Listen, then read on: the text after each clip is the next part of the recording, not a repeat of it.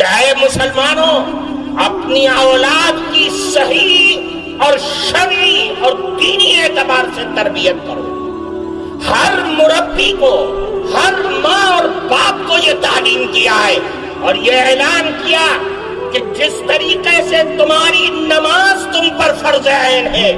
رمضان کا مہینہ آئے روزہ رکھنا فرض عین ہے،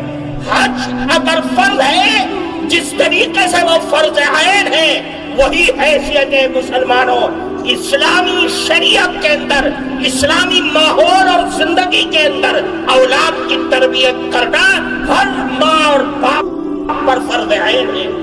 اگر کوئی ماں اور باپ اپنی اولاد کی صحیح تربیت سے جان چھڑاتا ہے اور زمانے کی تیز رفتاری میں دوڑنے کی کوشش کرتا ہے تو وہ ماں اور باپ ظالم ہے، مجرم ہے شریعت کی نگاہ میں۔